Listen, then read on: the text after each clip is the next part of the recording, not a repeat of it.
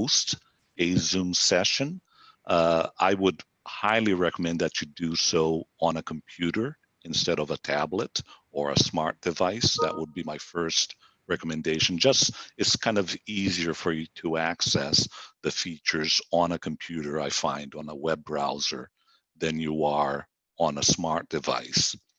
One thing to be aware of is if you are on a computer, for instance, if you hover your mouse around the screen on the bottom, you should get your control bar for those that are on a computer. And I believe on a tablet, they're probably kind of above, if that's correct, Alan. I forget now. I normally don't use it on a No, tablet. yeah, it depends on your device too. Where's the Sometimes they're device? below, sometimes, yeah. So it's a little less unique or less, yeah, generic. Yeah, so I highly would recommend that people get familiar with the control bar that is available in Zoom itself. The control bar is where you'll see the little microphone icon. You'll see a little video icon as well. That's basically where you can stop and start your video and basically start and stop your audio. But one of the two main items that I usually access through the control bar is the participants and the chat. The participants, principally as a host, that definitely gives you a lot of options and ways to control the meeting that you're having. Because once you actually click on your participants button, you should actually get a side panel with all your participants. And as you hover over those participants, you can, in fact, mute them. You could actually even kick them out if they were misbehaving. So it does give you power to actually control the meeting through the participants tab. The chat is also quite used as well, and most people know about the chat, where you can actually click on the chat, and again, a side panel usually opens up. And through that side panel, I can actually type in a message like I will right now. Hello, everyone. And if you actually go to the chat, you can actually see what is being said in the chat at that time. So that's one of the very few basics that most people, if you've gone into Zoom, you have seen that. I have a presentation ready to show you guys that does give some best practices in general about Zoom. So I'm actually going to share my screen,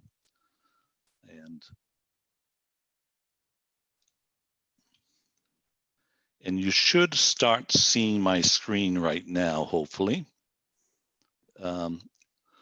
So basically, this is a best practices, a few best practices in Zoom. Some of them you might know, some of them you might not know. But let's start with the very first thing that I always recommend to everyone is to ensure that your meeting has a password. Now, this isn't such a big issue because by default, Zoom will actually assign you a password. That was not true in the beginning. And that's why, principally in the beginning, when the whole COVID thing started, there were a lot more Zoom bombings, mainly because the sessions did not have a password. So that would be my first, and I'll make these slides available afterwards as well. So very first thing, ensure that your Zoom has a password. When you assign a password to your Zoom session, when possible, because sometimes you can't, but when possible, try to send that password to the participants through a secure means, be it by email, maybe they have to phone you to get it, or generate a link. So if you generate the link without the password, people can actually request it. So when possible, try to do that to provide the password by a different means than just making that public on your website or newsletter when possible. Another feature that I tend to use, and it depends on what type of meeting I'm having, is the waiting room. And the waiting room basically allows you to control people as a host as they're coming in to join your meeting. So basically, that is a setting in the meeting settings, like when you actually set up your meeting. This option will become available for you, where you can actually click on that. Once you enable the waiting room, when people actually join your meeting, they are placed in the waiting room, and it's up to you as a host to allow them in. So that does give you some control as to who actually comes in and takes part in your meeting itself. One thing that I would highly recommend is, if you're doing something that is public, a little bit more public, like a worship, to disable sharing of screen to participants, principally when you know that that is not something that's going to be needed. For instance, in a worship service where participants would actually have a need to actually share their screen. Again, too, that is a setting that you can actually control or not, in terms of who gets to share their screen. And you can set it up so only the host or a co-host, if you make them a co-host, can actually share their screen. This actually does become quite important for protection, to ensure that someone uh, won't roguely just share a screen and maybe share something that's not appropriate for what's happening. So I definitely would highly recommend only the host should share it. And if you choose so, you can always make someone a co-host if at the last minute someone does have a need to share something. Another setting too that you have available is to disable annotations. Again, the annotation would be, if you're sharing a screen, people can actually do annotations and draw certain things. So it gives you another level of protection to make sure that someone is not going to do an annotation that's not appropriate. One thing that you can use is provide meeting registration. This isn't something that we normally do, because it does add a certain layer of, not complexity, but people would need to first register for your meeting. After they register for the meeting, then they would actually receive a link or be allowed to attend your meeting. But depending on what the meeting is for, like for instance, at the region, we sometimes do have youth and young adults meetings. And the person that does take care of that portfolio, she's very mindful about the fact that there are young people or children involved. So usually when she has a meeting, she will actually use the meeting registration just to add that next level of security for her meeting itself.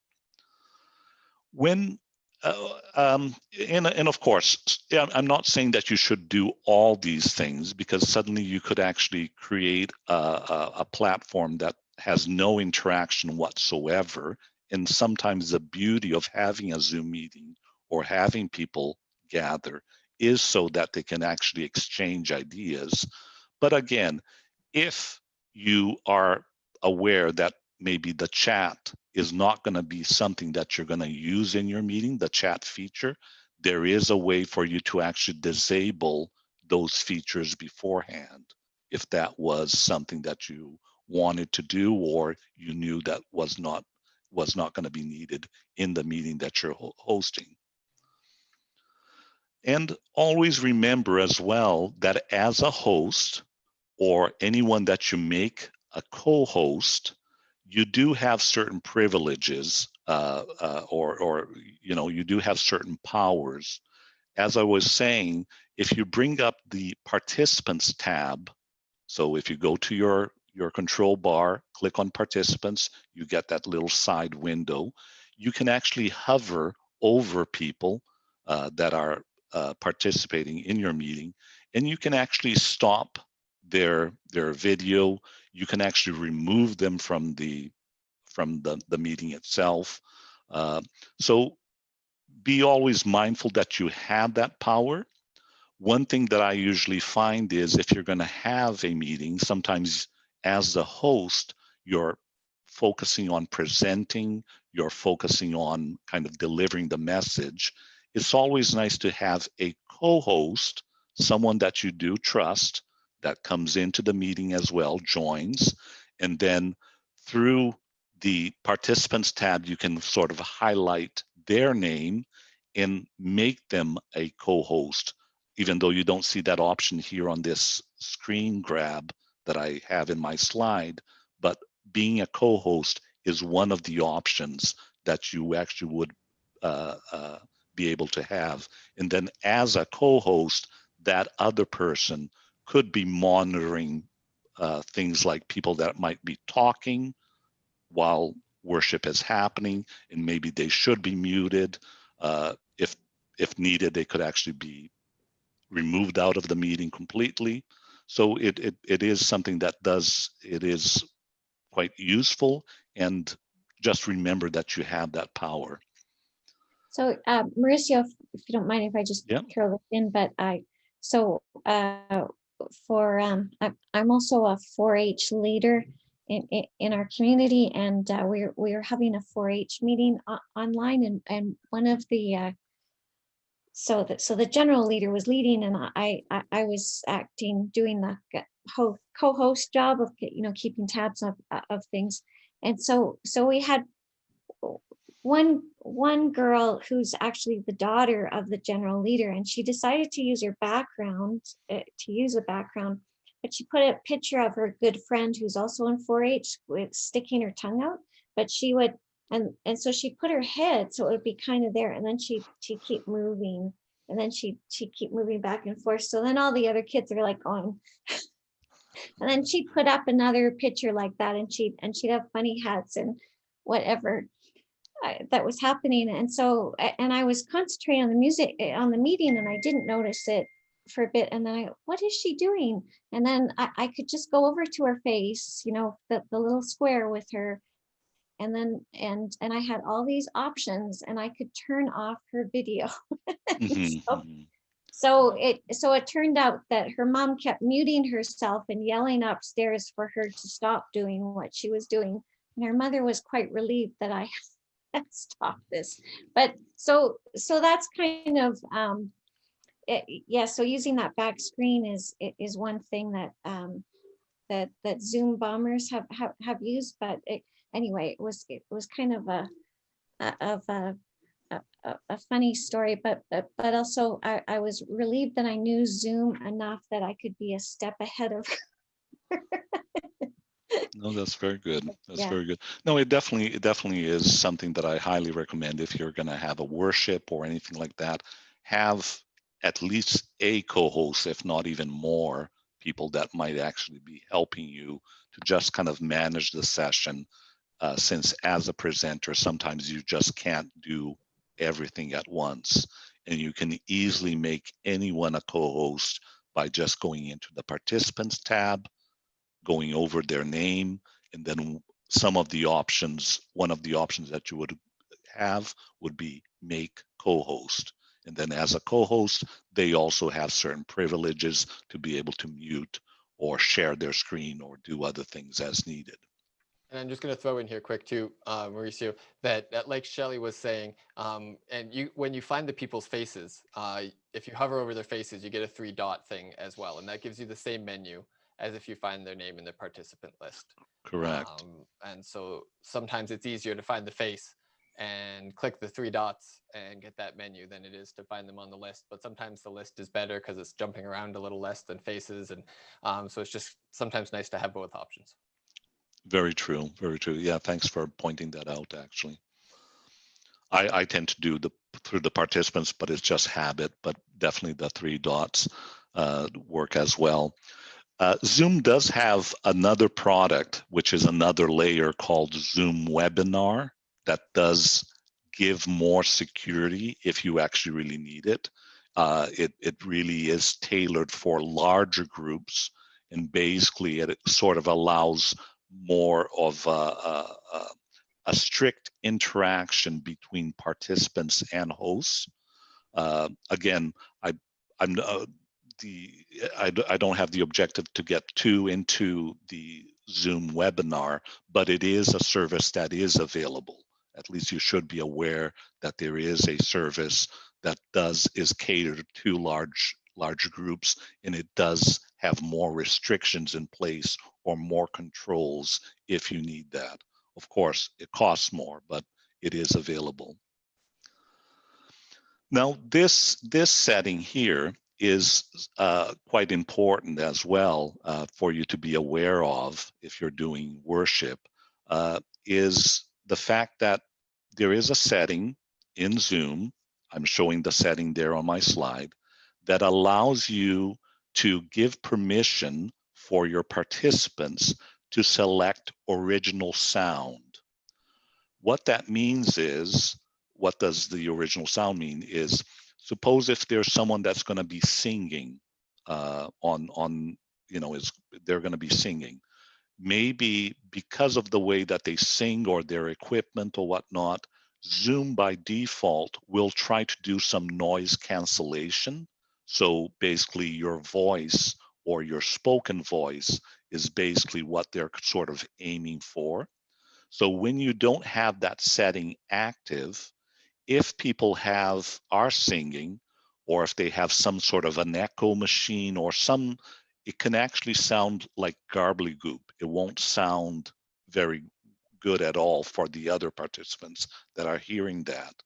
So I would say if you are going to have singing, but in general, I usually recommend for people to actually just enable those options when you're hosting a meeting. That way, if people choose, they can actually access the original sound, or they can also select to have stereo sound audio as well. So these are two settings. Now, in terms of live streaming from Zoom, I think sometimes we think that Zoom is an all or nothing thing, where if you were to have worship over Zoom, that everyone, including your congregants, would join via Zoom, and everyone would be in that Zoom session. That doesn't necessarily need to be the case. Many congregations that do worship over Zoom, sometimes just the people that are involved in making that worship are actually the ones that will join the Zoom session. So people that actually bring that experience alive will be the ones that are on the Zoom session.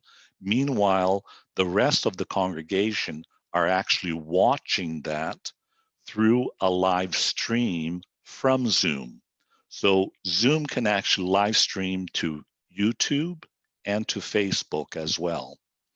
So the first thing that you have to make sure you do, if your intention is to live stream from Zoom, is to make sure that these settings that are also available in the Zoom settings have been enabled. So you have selected that you want to do Facebook and YouTube. So those options are available to you. And then once you actually have those options selected, once you actually have your session going, your Zoom session going, you can actually click on the More button on your control bar, and you would actually notice that some of the options that you will get will be to live stream onto Facebook or to YouTube. Of course, you would have already had to or set something up ahead of time, or at least know the information that you need to know to access your Facebook page or your YouTube channel, if that is the case. But it's quite common for some congregations for maybe 5 people to come together on Zoom that will actually generate the experience for the worship. So someone is reading, someone is actually doing the worship and whatnot. And then those 5 people are basically the core group. everyone else is just watching that as an experience through the live stream itself. One thing to be aware of is if you're live streaming from YouTube, you have to make sure that you go into your YouTube account, which is usually through a Gmail account, and you actually enable your live stream. And I usually mention that because it takes 24 hours for that to actually activate. Just so if you forgot to do that and it's the day of your worship and you change it, you won't be able to live stream it. So just plan that ahead of time. And also it has some other hints there as well about streaming for Facebook as well. And we can talk a little bit more about this during the question period, but this is available to you. And always think about it in that way as well, that sometimes it's not an all or nothing thing where or everyone has to do Zoom or no one does Zoom. It could be a core group in Zoom, and that's actually feeding a Facebook or YouTube feed, live stream. Can I just jump in quick, Mauricio? Because I think that this opens up a lot of doors for some folks, and I've got some notes for follow-ups because I don't want to throw too much information that's too different at you. But what I do appreciate of the being able to live stream to a different platform is that it lets you be protective of the Zoom space while still having a public worship service. So you can invite everybody from your congregation using your general email newsletter or whatever your weekly connection with a full link with the password. Like you can embed your password in your link. So those people who are getting your email, if you're a small congregation, you probably trust them all that they can come in and join in that experience together. And you can have coffee before or after and just make it all one thing and have your worship in there. But then you can still post to a different site and post on your website, share in the newspaper, whatever you want. But this is still public, right? And it's a different thing, I feel like, in Zoom, because you do got to be a little concerned. You don't want to put the full link there and get a bunch of crazies that come in and do stuff. But you can send them to your Facebook page or your YouTube channel as a public expression of that worship and invite everybody, because they can't do anything too crazy there. And then keep for your local community, your regulars, that kind of more intimate setting where you could have the coffee after and blah, blah, blah. And it's not perfect, but it's just a way to experience both of those features of what a worship experience has been more traditionally. Very true. Very true. Thanks, Alan, for bringing that in. And let's see here.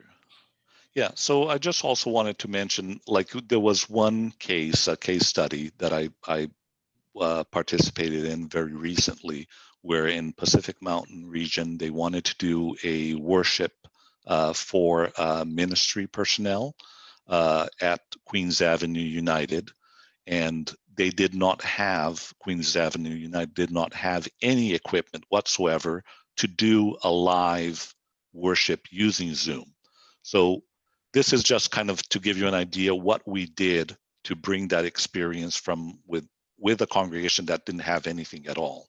So I basically got a tripod for $35 for the phone, for a regular smartphone, and that would have worked with Apple or any brand. There is a application called Droid Cam. That application is available for both Android and for iOS or Apple products. So it's a free application that you can download. What we also did is we bought a $39 Jabra Talk Bluetooth headset.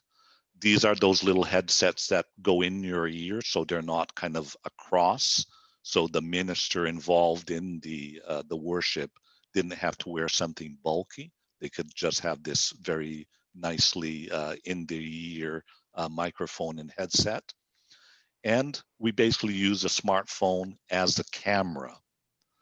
So basically, to bring this together, all we did was we installed the software on the smartphone, And there's also a client software that it needs to be installed as well on the computer.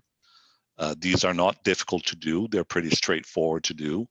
What that enables you to achieve is you can actually use your smartphone camera as being a external webcam without having any wires attached to it. So we were actually able to have the phone on the tripod facing the sanctuary with a much clearer, better image that we would get from a webcam, for instance. And using the Droid Cam, I was actually able to bring the image that this was capturing onto the laptop or computer that was actually running the Zoom session itself. I go through some details here on this slide. The only thing when you do that, the application does allow you to bring the image or the video from your smartphone, and also the audio as well. But the thing is, if you're in a sanctuary, that sometimes does not work well in terms of how the audio will be picked up from your camera. So that's why we actually bought the headset as well. So to achieve this, what we did was we connected the headset through Bluetooth to that computer. So basically, the headset was connected to the computer. The image was being broadcast from the phone, and that actually provided quite a nice live experience for everyone that was involved. We had great image. The sound quality that was coming across from the minister as he was doing communion and everything else was actually excellent, and at a very relatively low cost for a community that did not have anything at all. So that brings us to let's talk sound and camera. Okay, thank you, Mauricio. And we'll probably go back to that scenario that you had there. So so Zoom is really great, but it is meant for meetings, and so if you want to improve sound, it's good to have an external camera or sound, and Alan's going to talk about that. Yeah, so the audio part is important to make sure you get that in, and there's different ways that can be done, and it depends on what you're looking for as well. So one way to do that is, as Mauricio said, you can get one of those Bluetooth headsets if you want. You can also use, if you're doing stuff at the church, you can use the church's sound system. You just need to then connect that into your computer. And there's different ways that that can be done. I'm gonna show you here. Let's show this one. So you can, not too different in pricing from what Mauricio was saying there for the Bluetooth headset. You can buy a device like this one. It's an interface, and it sounds technical, but it's really not. It's a USB plug into your computer, and then you plug into, and I'm just showing, you're not seeing my cursor, are you? Because I did it wrong again. Well, Yeah, anyway. you can see your cursor. Oh, you can? Oh, beautiful. Sometimes I Yeah. do it the wrong way when I share my screen. So yeah, you plug it into one of these things at the front from your sound system, and you could even take the headphone listening out from your sound system and plug it into one of these, and then it just converts it to the computer sound. And there's all kinds of price points for these things. They can run from the $60 for this. You could pay $1,000 if you wanted. You can get a whole mixer. This is just a teeny one for $100 that lets you do a full mixer. There's all kinds of options, but that's a reasonably straightforward way to do it with a USB into a computer, and then you can use the church's sound system. There's other ways you can do it using kind of cable connector things to go into your microphone jack on your computer, but you need to then come out and make it the right size and adapt it. And I find if you have the $60, more or less, to do it through the USB way. It's just a little bit more straightforward.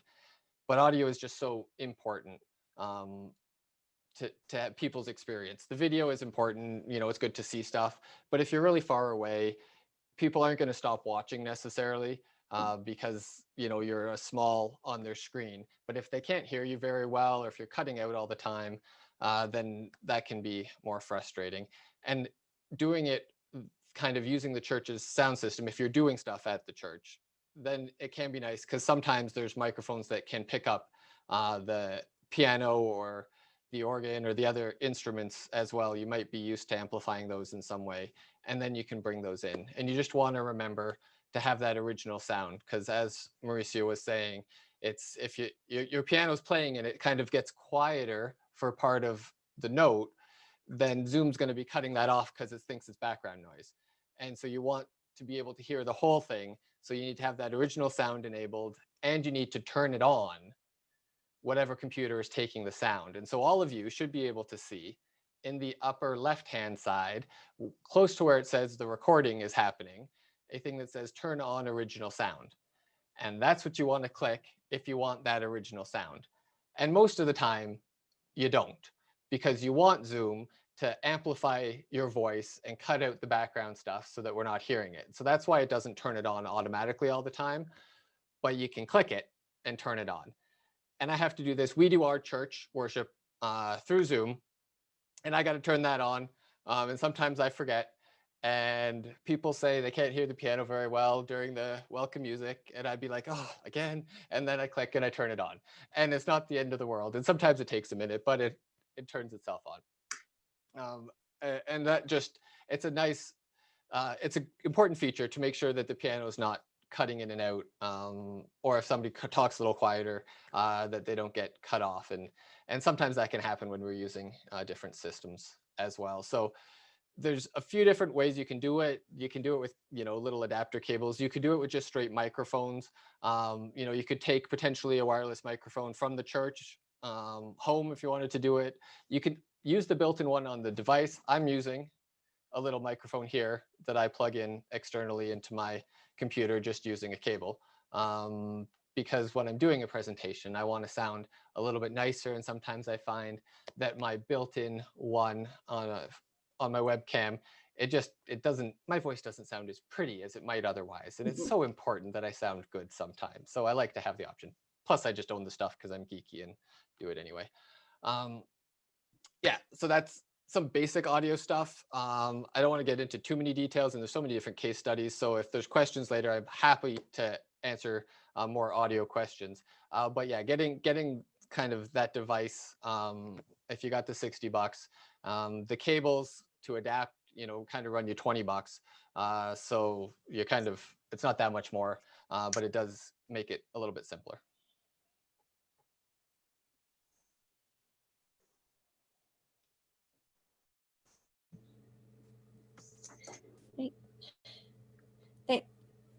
Thank you, Alan, for that. And oh, Shelly, I forgot one thing. yeah, right, good. Sorry, I'm going back to me now. I forgot to tell you one important thing, and it goes to what Mauricio was saying before with the camera and the Droid Cam stuff too. And he kind of referenced it, but didn't go in very close. And that's how to switch your microphone that's coming in. And so if you go hover at the bottom to your controls, next to the microphone, you'll see a little arrow. And if you click that, then it gives you some settings. Select a microphone or select a speaker. And that's where you need to pick. If you get one of these adapters, it will put the name of what that is in that list. So it'll call it a Behringer or whatever. Or if it's your built-in on your phone or on your system, if you plug something in, it'll give you like microphone or built-in mic, and you just play with it. Show up an hour early and hit your buttons, or do a test run sometime. And the same next to your camera.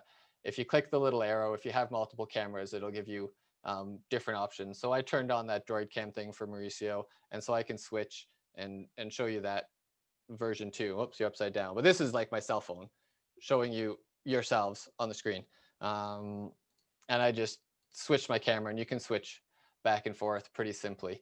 And it's super interesting. I actually am working with a congregation on Vancouver Island that is using Zoom like a full expensive switcher by just having a bunch of cameras and just switching the different angles by switching the camera on Zoom. And so they can have 3 cameras set up in the congregation using Droid Cam in different places, and they're going to record some different aspects for worship, all as one recording, just taking the different camera angles by just clicking down there and switching. And I was so impressed with that. That's like spending, hundreds or thousands of dollars for more expensive stuff. They've just figured out how to do it all in Zoom. I've thought of that before. I've never seen anybody do it, so it was cool to see. Sorry, I'm done again. So Alan, that church also has something like switcher, or are they, because they, No, they feel, I mean, they're doing it all the same thing, but they're going to switch their cameras by going down next to the camera thing in their Zoom settings, and they're going to pick, camera 1, they're going to pick webcam, they're going to pick whatever from that list of cameras that they'll have, because they've connected a few different ones, and just do it right from Zoom.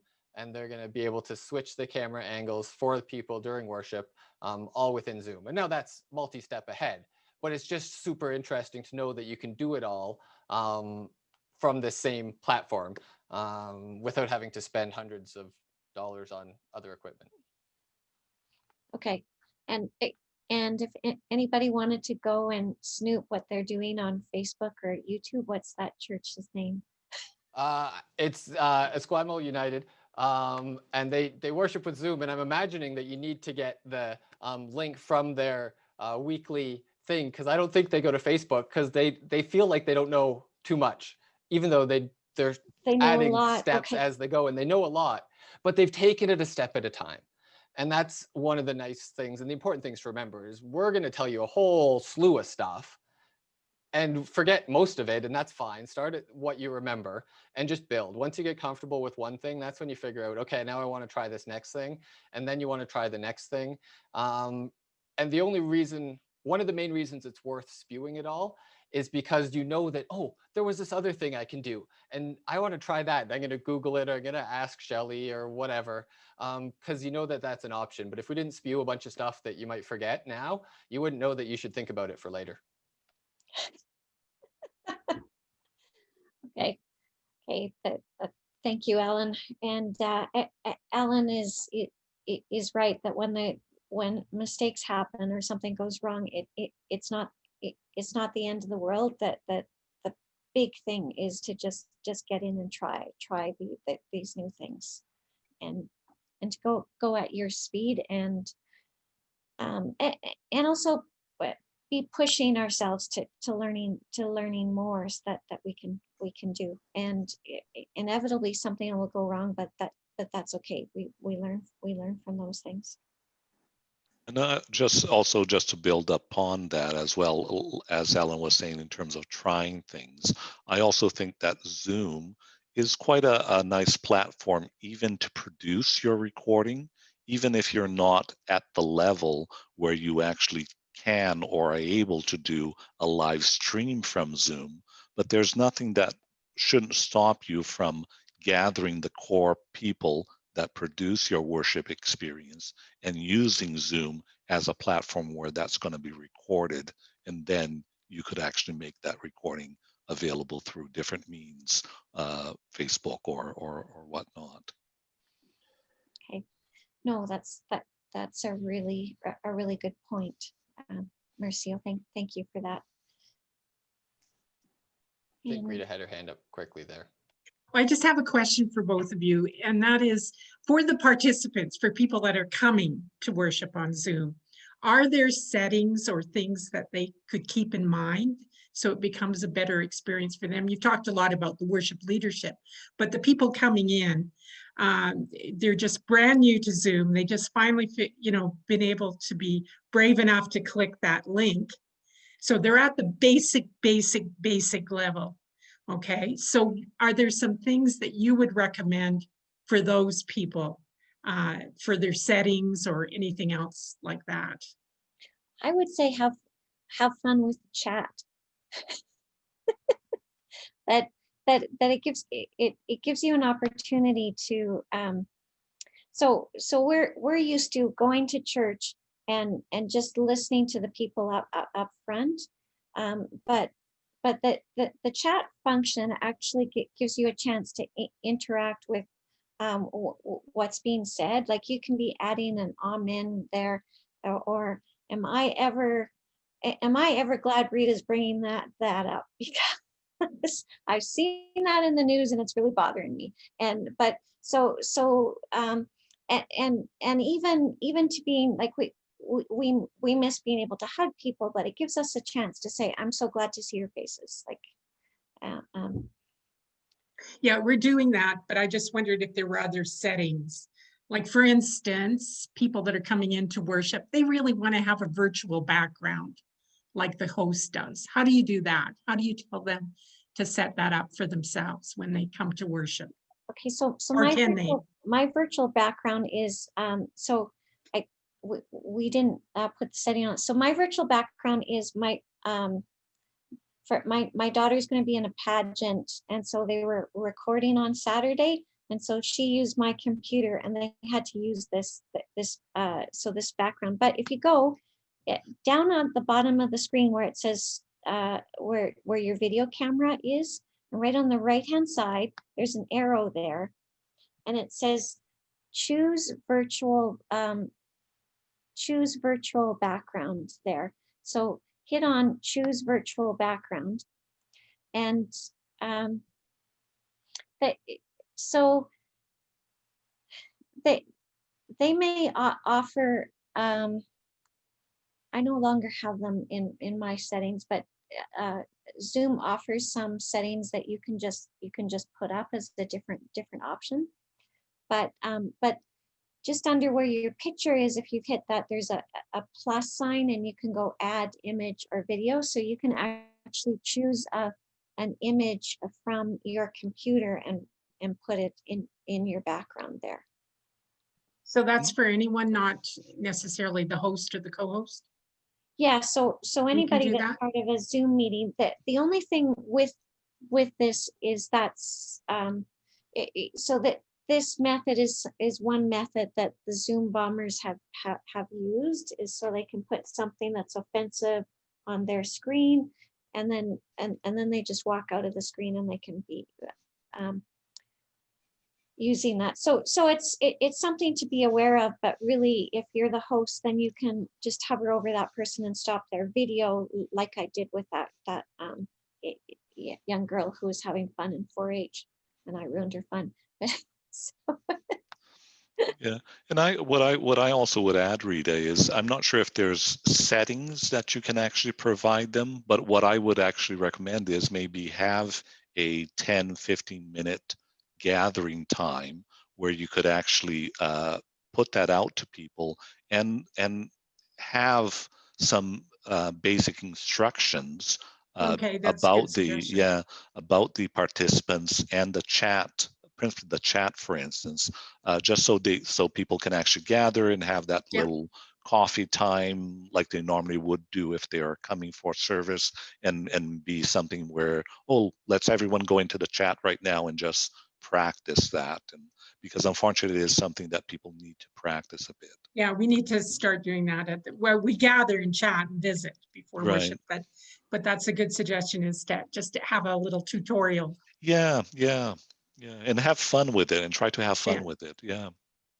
another thing that is, and I think one of the nice things about Zoom is it does just work. So there's nothing you actually have to do, right? It should just go.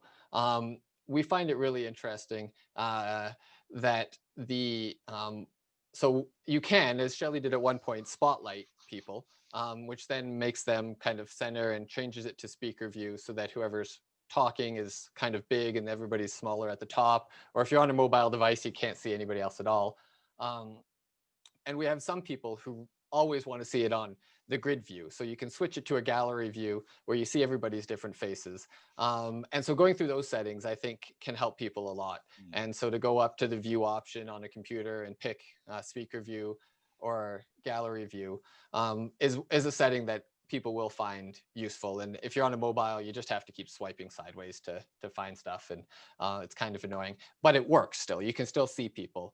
And we used to spotlight people a lot in order to, highlight who's leading or who's doing the scripture reading or whatever during worship. Right. And then I realized that there were people who were just getting annoyed because then they'd have to switch it back to gallery view every time we spotlight because they didn't want that.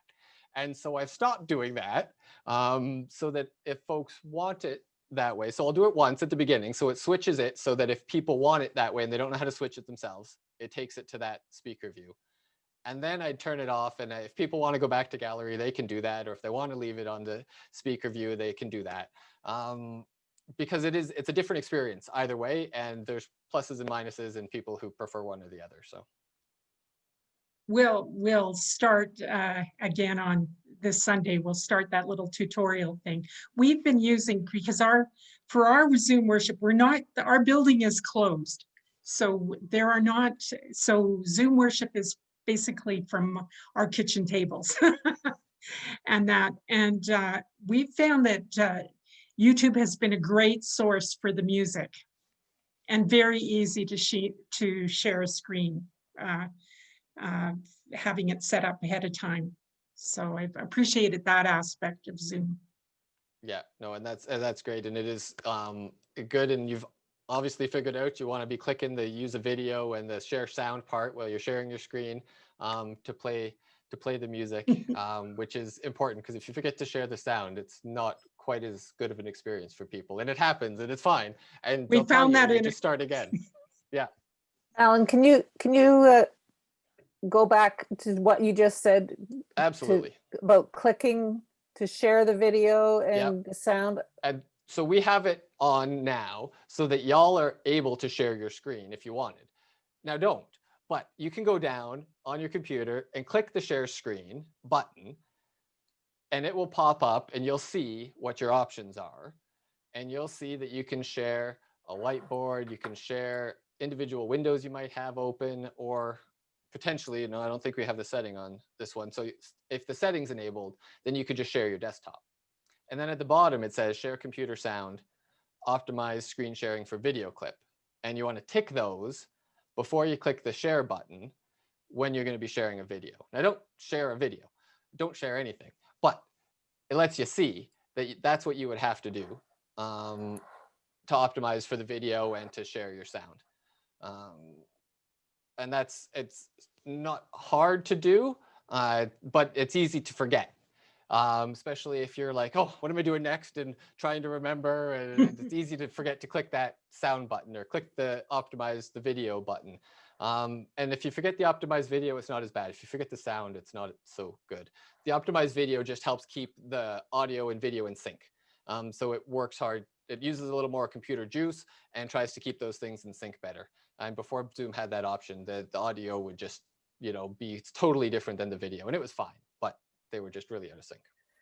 So one of the problems we've had with using Zoom is that when we have music, so somebody records, say, a hymn, but we found that Zoom doesn't seem to be able to handle the music. Like it'll go very, it'll begin to go very quickly or very slowly as it's trying to roll out the music.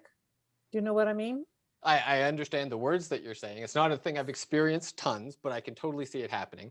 So you're saying the speed is variable as you're playing it. It's just kind of like a poor quality playing of the music, right? Well, when we first started, yeah, it sounded tinny and terrible. I mean, we've worked really hard at it and have improved the sound somewhat on most Sundays. So, and then, someone eventually said, well, it's just a matter that it's like the problem is on the receiving end, that if your Wi-Fi can't handle that much music, but the way you've been talking tonight, it sounds like you're not having troubles with the music. No, so and there's Zoom's worked hard to make their product better for things like this too. So you know, in March, April, their quality of audio was great for spoken voice, but it didn't even have the original sound option. So it was not as great. And then as you go, they're adding more settings, but you need to turn them on still. And so if you click next to the arrow next to your microphone, you can get your audio settings. And then you just kind of want to look through and see what makes sense for some of these ones. And there's advanced settings. And this is mainly for the person playing stuff, but you can enable high fidelity music mode. You can disable echo cancellation when an original sound is on and things like that. And that's worth doing, even if you're not, like checking your echo cancellation, all of these things and testing them and see, does that make a difference to your audio quality? I do a whole bunch of different things. So I turn pretty much everything on. And then I can turn it off when I want it to. You're not necessarily going to want it on or off all the time. You might, but you can, it's worth spending some time in testing what some of those audio settings do, because they are giving you more options so that it doesn't do as much compression for just the voice. But you got to have those settings enabled. And if you have been using it for a long time, then it doesn't, like when it updates, it doesn't necessarily turn those settings on or off. Whereas if you installed new, it kind of changes the default settings. But if you've been using that same computer, then it's not necessarily updating some of those as you go. Okay. And when you said, when you do the share screen, the share computer sound, and the optimized screen share for video clip, yeah, that will help with the sound quality too? Yeah, if you do both of those, it should help with how it's sounding and how it's looking when you're playing videos for the screen share. Now, if you're bringing stuff in different ways, that's, you know, there's potentially other issues, but. Okay, thank you. There other questions here?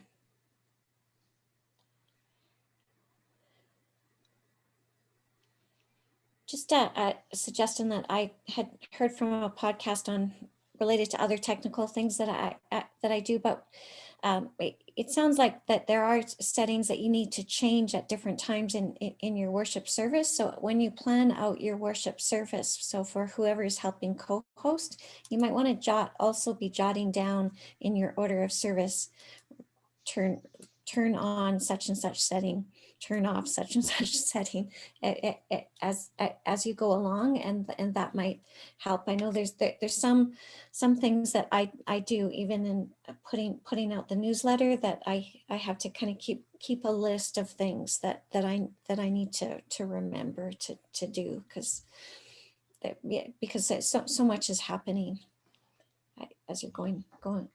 So much is happening. You're trying to do the service, and then there's the technology, and then people are in the chat. So, and that's where the co-host comes in. Yes. Too, right? Is have somebody else whose job is to just do the screen sharing, maybe, or just do the video screen sharing or the music screen sharing, right? Like you can parcel out different roles to different people so that not one person's trying to, okay, what's next, and just be on top of it. Is you can share some of the responsibility and the burden of having to remember and figure it out. But it also encourages that community of, we're all in this together, and this is my part, and I can do my little bit as well. Yeah. I'm having trouble as a co-host unmuting people. I can mute them because there's a button with the participants to mute, but when it comes to unmuting, the only option I have is ask to unmute, and 3 times later, sometimes it works and sometimes it doesn't. Is that a setting when you set up the meeting, or am I missing something in being able to unmute? So it's a magical, confusing, random, as far as it feels, thing. So there are different people's settings are going to be different. And so if their setting is set up in a certain way, you can just unmute them. Once you've asked them to unmute and they've done it once, often you can unmute and mute them automatically. But not, for the most part, you can't just unmute people, because Zoom doesn't want us eavesdropping on people. So they don't want us to be able to just unmute. You see something interesting going on, somebody else came in for a business meeting and is chatting to somebody who muted themselves, and as the host, you just unmute them so you can listen in, right? That's what they're trying to avoid. Okay. And so if your settings are set in a certain way, then once you've been unmuted once, then the host can kind of have that control. But that doesn't always, not all of the people are setting that way. And it's just unmuting people is going to be random. Okay. And that's unfortunately just life. I mean, there's probably a more technical answer to that, but that's my experience and the reasoning as to how it goes. So at the beginning of worship, if you asked everybody to mute and then unmute and then mute again, that gives the co-host the power to operate it.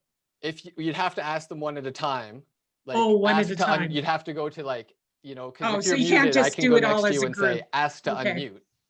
And then you've given me permission to unmute you. Okay, got it. If the setting's set that way. But if it's not, and yeah, so people Got who it. might want to talk, you could do that too. No, understood. Yeah, sorry. It's That's a all pain. right. I wish there was a better answer to that. I just want to let people, I just want to unmute people because they can't do it themselves. But Zoom won't Ellen, let you them. can't, Ellen, you can't fix everything. I know, I'm sorry. I tried.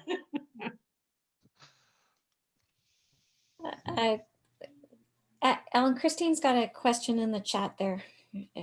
But the cursor. And I had a half-written answer, and then I started talking again, and I'm sorry. I don't actually know the answer to your question, Christine. I haven't ever seen a setting. I think it hasn't worked for me when I've shared in some ways, but then I also do things that confuse myself, like use software, like I'll use switching stuff to share my screen sometimes rather than do the Zoom screen share thing. And I haven't paid enough attention to figure out which specific time it's working or not working. And I always, if it just doesn't work, I just try something else and don't remember because it's always in the moment. So it's a totally legit question and I just don't have a good answer. I'm sorry. No, that's okay. It's just the man that does our tech, like runs the room during worship. He'll have shared the screen, and then we want to go to the next slide, and like because we do a keynote presentation, right? And he wants to go to the next slide, and he says, "I can't find my cursor," and I don't know how to help him. Well, I mean, I could still see my cursor. It's just not whether you can see it or not. That's the thing. Oh no, he gets. And if he can't see his cursor, his- I don't know what's up with that. Use the arrow keys. Just go to the next slide with the arrow keys. Yeah. Okay. Thanks. Clickers. I don't know. Sorry.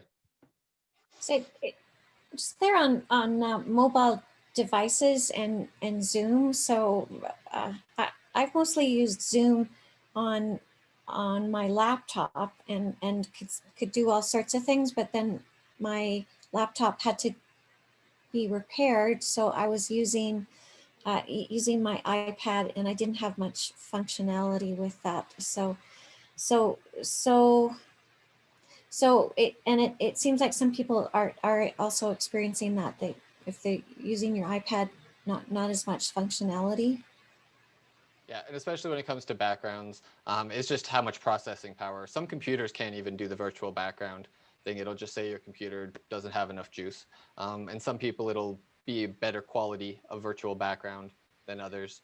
And it's just how much computer power you have available. And because it needs to, mobile device stuff needs to be for almost the lowest option available for mobile devices. So some people, if you've got like the latest iPhone, it technically could do it. But because it needs to be available, the oldest iPhone still supported has to have all the same options as the newest one. So they have to not have that option available, like the virtual backgrounds. And then some of the other stuff is just when they get around to adding in functionality. Okay, so if you're relying on a co-host and the co-host is using an iPad, the co-host may have some limitations to what they can do. Yes. Yeah, I would highly recommend anyone that is a host or co-host to do it over a PC to avoid those certain limitations. Okay, that would make sense then. Are there other questions? Or? It's Barb, and I just have a question. If you go to a virtual background, you'd have to do that for every Zoom meeting you attended, or would that stay, you know, No, so this my daughter used on Saturday, and it's yeah, It stays. it's okay. stayed put, so I can turn it It off. does stay with the account, yeah, when until that same login or whatever chooses to disable or change it. But if you're using that same login, it will keep those settings remembered. Yeah, I changed the decorations on the Christmas tree at the church. I don't know whether Hazel noticed, but they were white and gold on Sunday, and today they're red and silver. Okay.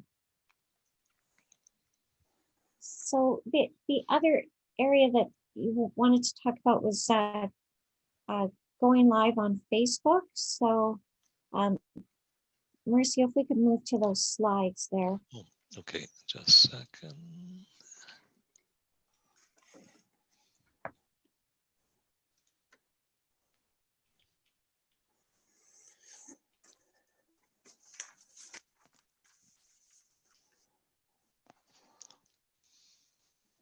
Okay. So yeah, so if you wouldn't mind moving to the next page, this is the Chinook Winds Facebook page. So I thought I'd talk a bit about this. Well, one thing. So in order to go live to Facebook, you need to have a Facebook page. So I'm just going to go through some of the steps with that, and say goodbye to Hazel. You have a good evening, and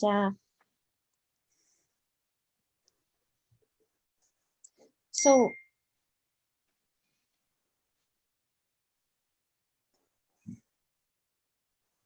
we could probably do just an entire session just on doing Facebook. So I'm just going to go through some of the elements that you want to when you're setting up a Facebook page is to pay attention to. So when you're planning your page, you want to think about what you're going to what you'll have for the picture that's going to just describe who you are and what you're about. So you want to be thinking about the picture that you'd have for that, but also in that circle that you can see that has the teenagers that are lighting candles, and for that round one, you can play around with it, but you really want to have something that stands out a bit. So anytime you put a post, that's going to show up. So you do want to have something that will stand up. So and Mercy, if you wouldn't mind moving to the second page here. So this is kind of, it's going to show up here.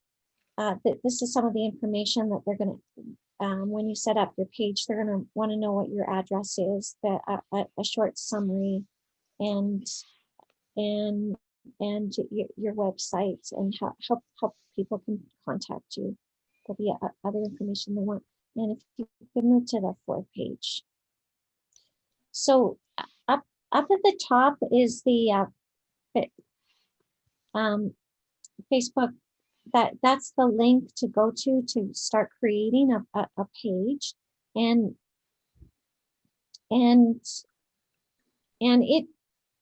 it's much more automated than what it was in the past, and so it very quickly leads you through the section. But as I said before you get started, think about your summary description of basically who your church is, and also in that summary statement, what's unique about your church. Okay. So on the side there, you start with your page name, which will likely be your church's name. Then it's going to say the category here. in the past, it was it would give you a couple of options, and they don't seem to do that. But it's you can be a community organization, you can be a religious organization, and now it actually gives you 2 or 3 different categories that you have. And then below that, where it says description, that's where you put in your description there. And you can see also here is where you would put in your what is called a Facebook cover, and then that profile page, the circle page there. And if you wouldn't mind switching to the last page.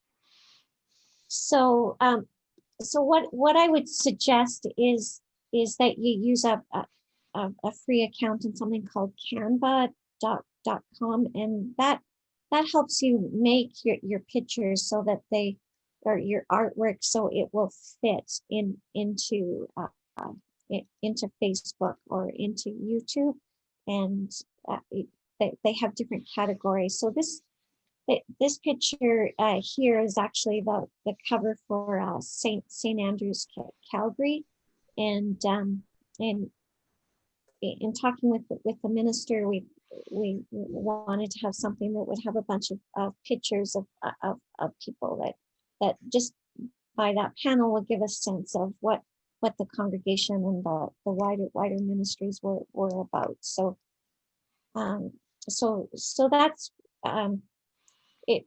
During COVID right now, it's really hard to get people pictures, but there are different ways that you can be taking snapshots when somebody's delivering something to somebody's house. If they're okay to take a picture, but so that's it. It's fairly easy to set up a Facebook page, and that's it for my slides. So we can stop the slides there.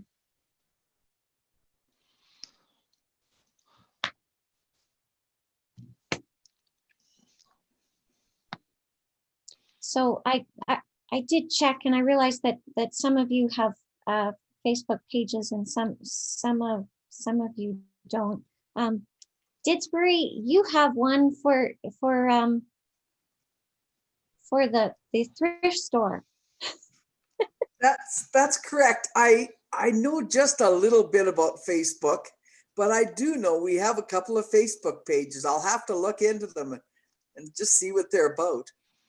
Okay. Yeah. So there is a difference between a Facebook page and a Facebook group. So it could be that so the advantage of a Facebook page is that it does give you the statistics of what of people that are hitting on your posts, and so that can actually be quite helpful to that. A Facebook group, anybody who's part of the group can see that.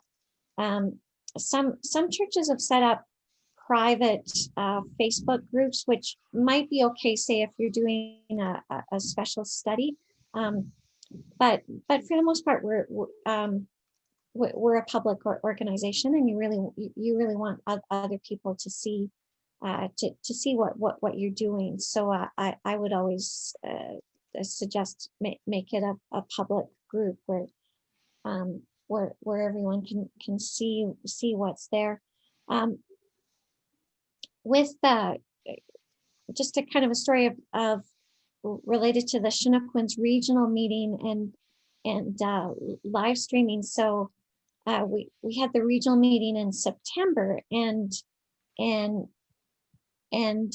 Alan was looking after all the tech for the meeting, and he was saying we should live stream the meeting to Facebook. And I'm going, well, why would we do that? Because people don't spend much time on Facebook. They're just scrolling through, and are people really going to like watch a meeting? And he goes, well, the thing with Facebook is when you go live, they tell your followers that you've gone live. And I was like, oh, okay, well, let's see how it goes. And it was like, oh my God. And so we ended up having a guest speaker, and then there was an application that we were using, which was really good, but a few people had difficulty getting onto that, but they were comfortable with Facebook. So they were getting on to Facebook to follow what was going on. And then I needed to be in the hospital with my dad, and it was easy for me to follow what was happening in the meeting. And it was, yeah, so I have to say that there is quite the advantage of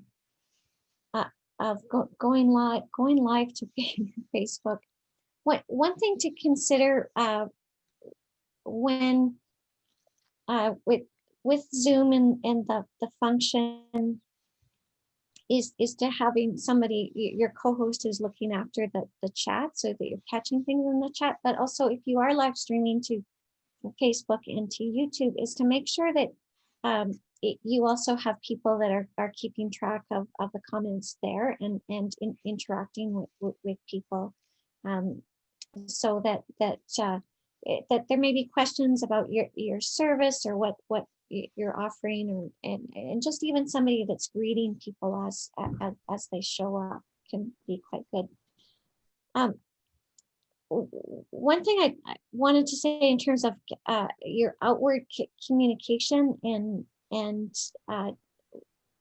is to check that your outward communication, and I'm talking about your the building sign and your Facebook page and also your website, is to make sure all of them say right now how you're doing worship and how people can access your worship service, so that if people land on your website, if you've gone online or you're doing your worship by leaflets are being handed out, make sure it says that, and people know how they can. There's a way that they can access it. There's a person they can contact, and even on your building, so that you're telling people who go by your building, people who land on your website, people who land on your Facebook page, that you're still out there serving God and serving people. You're still going about life and are doing what you're called to do. I just wanted to also mention we've been doing these future proofing sessions in Chinook, and they're going to continue in the new year. We are going to have one session on copyright. We've been getting lots of questions about copyright. We're also going to have another session which is going to outline 3 inexpensive tech systems that people can use in terms of going live. So kind of, the microphones. But so we're going to the session will outline kind of 3 inexpensive systems, and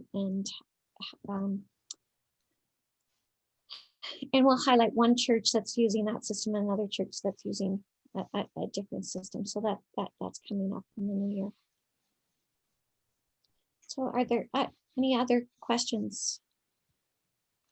Because I'm new to this, can you tell me the costs surrounding Zoom? What does it cost to have a Zoom meeting? I'm just not sure.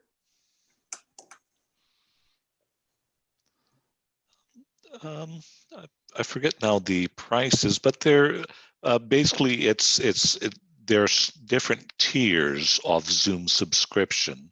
So I forget now if it starts at about $19 or $20. It's $15 for a Zoom, $15 a month for a Zoom Pro. You can get it a little cheaper if you buy a year at a go. So it's not super expensive, but there is a cost to it. You can get a free account that cuts you off after 40 minutes. So that's not necessarily so handy and useful, and they don't give you, one nice thing about Zoom for some folks is they can call in with a phone number and just listen in as well. So you can provide them with a phone number, and the free account, every once in a while they make that available on the free one, but really you got to be paying your $15 a month to do it. And it's a lot clearer now, but one thing I like to point out to folks is check that your at the Zoom Canadian one. So you're paying $15 a month Canadian, because I did about a year or so in a US account, and to change it to a Canadian dollar one was not as easy as one would like. And I would rather pay in Canadian dollars because it saves me some credit card exchange fees, never mind the exchange rate and all of those things. So yeah, and the different tiers are basically related to how many people you actually have joining in a session, not so much as to how many meetings you're having. So you could actually have the $15 one and have meetings every single day, as long as X amount of people are only joining. Once you yes. actually hit that threshold, then you might have to upgrade to the next level so more people can actually attend at the same time. It's 100 people on that first paid tier.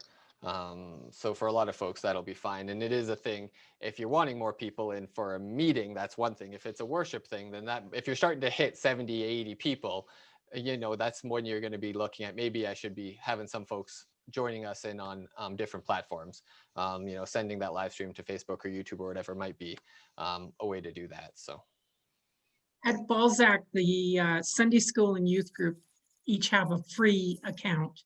And then there's a purchased account in my name that we use for Bible study and meetings and worship. And it was on sale this spring. So it was like $114 for the entire year. So Zoom does offer deals as well, but it's well worth it. The other thing that we've done is we've also subscribed to YouTube Premium because we use YouTube Music. If you don't have a premium account, then you get the ads that pop up in the midst of them. And we didn't want that. So for $12 a month, and you can cancel anytime, that gives us the YouTube Premium, and it allows us to use those clips and that music without having ads pop up for cars or whatever that there happen to be advertising. The other thing we found with Zoom when we were scheduling a meeting, even though we had a Canadian account, we were getting American numbers provided. So the call-in numbers were American from the US. And so you had to go into settings and change it so that you were provided with Canadian numbers. I think that's very true, Christine. Yes. Yeah. It's so easy to give people more ideas. This is what I said, right? There's so many things you can do and might want to do. But anyway, so for things like Sunday school and youth group and stuff, if they're doing it at the same time as a Sunday morning worship, you could also do a breakout room and send those folks in. So if they wanted to be around for part of it, and a nice feature now that Zoom's just added pretty recently is folks can come in and out of breakout rooms or move breakout rooms themselves if you turn on that feature. And so you could have you could even have a coffee time if you wanted that had a bunch of different topics, and people could float around to the different room topics if they wanted by just saying they want to switch the room and go to a different one. So it's a nice way to keep stuff together without having to have as many different accounts if you're overlapping. I mean, and there's lots of reasons to have 15 accounts in some ways, but it is nice to be able to keep folks together in that kind of community spirit at times too. Yeah, I was actually watching the service where one of the United Churches in Kelowna have come together for one Zoom service, and so they have a time where they send the kids off to they send the kids off to Sunday school, and they actually follow two kids in the actual church. So, but I guess they're being sent off to one of the breakout rooms. Okay. Okay. So, well, I think it's 8:36 here. We can get going on for more than 90 minutes. So we should probably wrap up, but is any more questions? And okay.